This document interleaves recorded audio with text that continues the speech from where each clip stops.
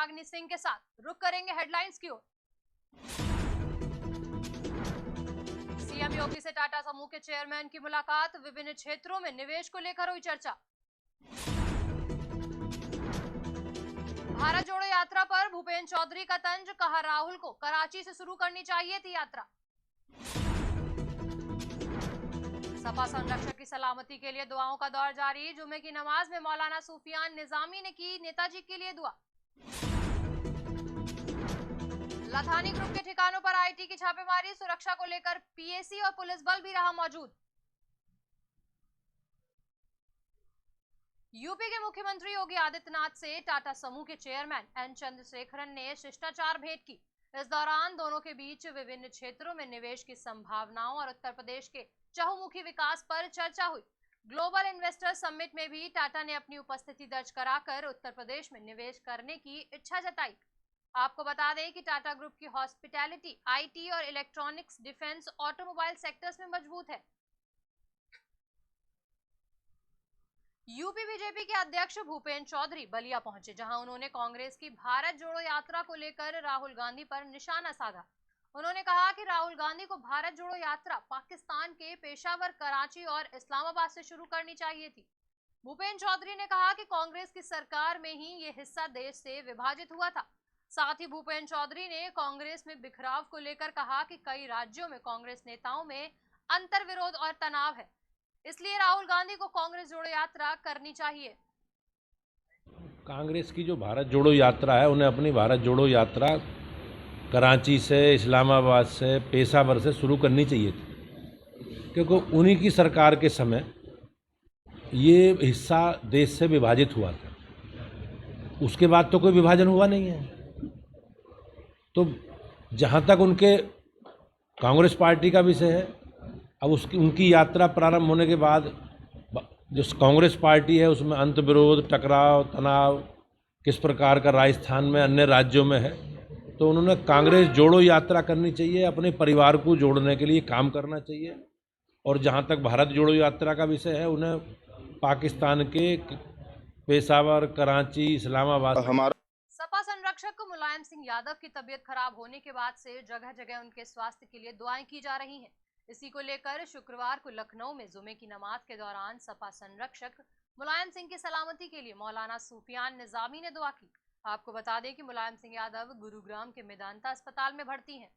हमारा बुनियादी फरीज़ा भी है और मजहबी फरीज़ा भी है, और ख़ास तौर पर रबीउल अव्वल के महीने में हमको हुज़ूर पाक अलैहिस्सलातु वस्सलाम की एक सुन्नत और एक तरीक़े पर अमल करना है।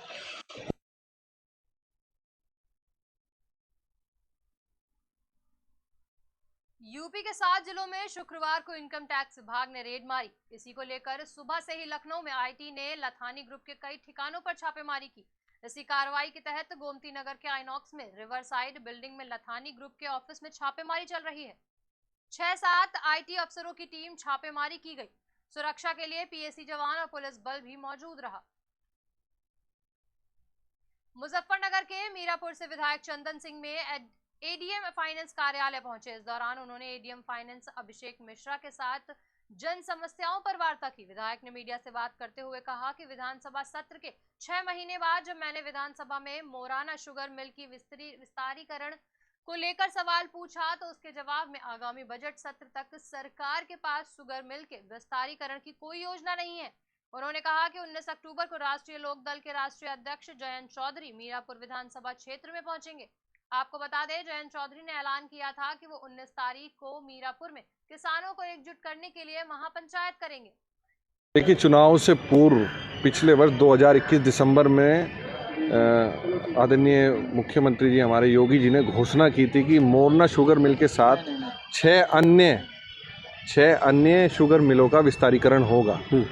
उससे क्षेत्र में बड़ी खुशी की लहर हुई और वोटों को भी प्रभावित करने का प्रयास भारतीय जनता पार्टी की सरकार ने किया था। पर जब अब हम चुनाव के बाद और उसके 6 महीने पश्चात तक कोई भी कार्य और कोई भी योजना मोरना शुगर मिल को लेकर नहीं शुरू हुई, तो वहाँ की लोगों की बेचैनी को देखते हुए मैंने विधानसभा सत्र के अंदर प्रश्न लगाने का काम करा, जिसमें माननीय गन्ना मंत्री जी से सवाल किया गया था कि विस्तारीकरण की क्या योजना है और कितना बजट हमें मिलने का काम होगा। उसका लिखित अतारांकित प्रश्न के रूप में उसका लिखित जवाब जो आया वो बड़ा चौंकाने वाला था और पूरे क्षेत्र में सबको निराशा का भाव हो गया जब ये पता लगा कि विस्तारीकरण की कोई योजना सरकार की अगले ज्ञानवापी मस्जिद और श्रृंगार गौरी विवाद मामले में वाराणसी की अदालत ने आज कथित शिवलिंग की कार्बन डेटिंग कराए जाने का फैसला टाल दिया है। याचिका पर आज कोर्ट को अपना फैसला सुनाना था। हिंदू पक्ष के 4 वादियों की तरफ से शिवलिंग के होने और उसकी उम्र का पता लगाए जाने को लेकर याचिका डाली गई थी। इस मामले पर आज सुनवाई हो चुकी थी और आज कोर्ट को अपना फैसला सुनाना था। आज एक अधिवक्ता की मृत्यु की वजह से फैसला टल गया। अब 11 अक्टूबर को अगली सुनवाई होनी है। आज असल बात है, माननीय न्यायाधीश महोदय कुछ संशय में थे। उनकी दुविधा थी कि इतने महत्वपूर्ण विषय को और भी मैं क्लियर करना आप लोगों से चाह रहा हूं, यानी हिंदू पक्ष से। तो इस विषय पर आर्ग्यू किया गया और अपनी बात रखी गई विस्तार पूर्वक। और एक बात बड़ी बात आई सामने कि वहाँ पे जो दृश्य देवी देवता का हमारे प्लेंट में बात की गई थी, वो उल्लेख किया गया था।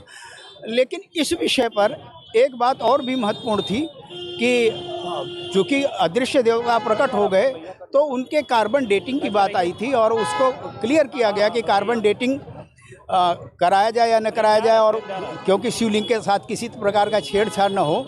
ये विस्तार से जब आज हम अपनी बात रखें तो इसी पे कहा कि मुस्लिम पक्ष ने कि हम तो कोई तैयारी करने नहीं हैं, किए नहीं हैं, और हमें तो मालूम था कि आज आदेश आएगा और इसलिए हमें एक अवसर दिया जाए। तो 11 तारीख का तिथि।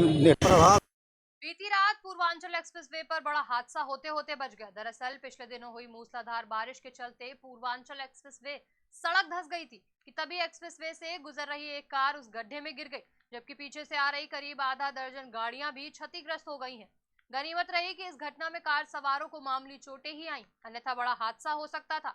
घटना की सूचना मिलते ही प्रशासन ने रातों रात एक्सप्रेसवे की सड़क दुरुस्त करवाई और छोटी गाड़ियों का आवागमन शुरू करवा दिया, जबकि भारी वाहनों का रूट डायवर्जन कर दिया गया है। प्रभास सिंह, हलियापुर सुल्तानपुर के रहने वाले। कल रात में पूर्वांचल हलियापुर में क्या हुआ था, क्या घटना हुई? कल रात लगभग 9:30 बजे हलियापुर के और कुआसी के बीच में किलोमीटर 83 के पास सड़क लगभग 15 फीट चौड़ाई और 5-5.5 फीट गहरा गड्ढा हो गया तेज़ बरसात के कारण। इससे ये पूर्वांचल एक्सप्रेसवे के घटिया निर्माण की पोल खुल गई।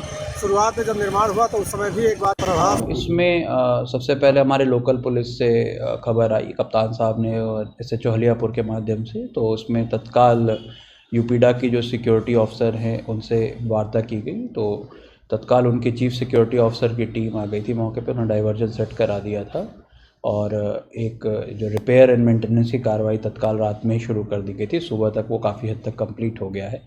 जो माइनर इंजरी हुई थी उनको कुमारगंज अस्पताल में तत्काल पुलिस। बहराइच जिले में 2 दिनों से लगातार हो रही बारिश के बाद बाढ़ की स्थिति उत्पन्न हो गई है, जिसके चलते ग्रामीणों में दहशत का माहौल है।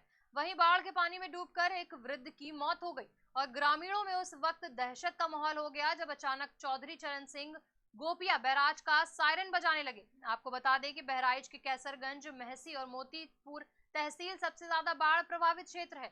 यहाँ पर लगातार 2 दिनों से हो रही बारिश के बाद नदियां खतरे के निशान के ऊपर बह रही हैं, जिससे गांव में भी बाढ़ का पानी आ गया है, जिसके चलते प्रभावित ग्रामीण इधर उधर रहने का मजबूर है। ग्रामीणों का कहना है कि अभी तक उन प्रशासन की ओर से कोई सहायता मुहैया नहीं कराई गई है। पीलीभीत में पूरनपुर क्षेत्र के कई गांवों में शारदा नदी के जलस्तर में उतार चढ़ाव से कृषि योग्य जमीनों में कटान हो रहा है। साथ ही ग्रामीणों की जमीन में लगी गन्ने और धान की फसल कटकर नदी में समा रही है, जिससे सैकड़ों ग्रामीणों की धड़कनें थम सी गई हैं। आपको बता दें कि इसी माह गांव के श्रीनगर के बीच कटान हो रहा था, जिसका बचाव कार्य भी नाम मात्र का जारी रहा। वहीं ग्रामीणों ने कहना है कि कई बार अधिकारियों को फोन पर जानकारी दी गई, उसके बावजूद भी अधिकारियों ने मामले को संज्ञान नहीं लिया। हरदोई में पिछले 2-3 दिन लगातार हो रही बारिश की मार अब फसलों पर पड़ने लगी है, जिससे फसल उत्पादक किसानों की चिंता बढ़ गई। बारिश के कारण खेतों में ज्यादा पानी जमा होने से कई फसलों का नुकसान हो रहा है। ऐसे में किसान नेताओं ने फसलों को आकलन कराकर मुआवजे की मांग की है, जिसको लेकर किसान नेता रावेंद्र सिंह चौहान ने कहा कि बरसात से कई फसलों को नुकसान हुआ है। वहीं भारतीय किसान यूनियन के जिला अध्यक्ष राम लखन पाठक का कहना है प्रशासन की तरफ से अभी तक न कोई जांच की गई, न मुआवजे की बात की गई है, जबकि फसलें खराब हो रही हैं। दिल्ली में सड़न पैदा हो चुकी, जो कटी पड़ी खेतों में है और गिर चुकी है, वो सड़ रही है। उड़द खेतों में ही जमाव ले चुका है। मूंगफली खेतों में ही जमाव लेकर के सड़ रही है बरसात की वजह से। गन्ना की जड़ें खुल चुकी हैं, गन्ना गिर चुका है जिसमें कोहरी काटेगी, वो भी बहुत बड़ा नुकसान है। आलू की फसल जो बोई जा चुकी एडवांस में, उसमें खाद भी DAP वो भी किसानों की चली गई। तोरिया बोई गई, उसमें भी नुकसान हो चुका किसानों का।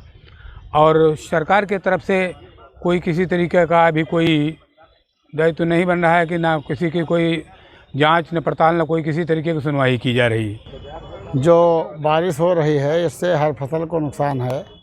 ज़्यादातर जो धान पका खड़ा है उसको भी नुकसान है। मूंगफली जो पकी खड़ी है उसमें वो जम आई है। इसी तरीके से उड़द जो है वो भी जम रहा है और तिल्ली जो है उसको भी बहुत नुकसान है। गन्ने की फसल गिर गई है।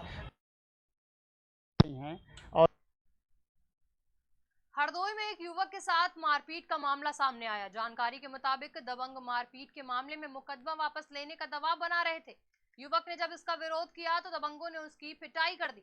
मारपीट का वीडियो सोशल मीडिया पर जमकर वायरल हो रहा है। वायरल वीडियो पचदेवरा थाना इलाके के नौगवा मजरा बहुपुर सपा गांव का है, जिसके बाद पुलिस ने दबंगों के खिलाफ मारपीट का मामला दर्ज कर दिया और कार्रवाई में जुट गई है।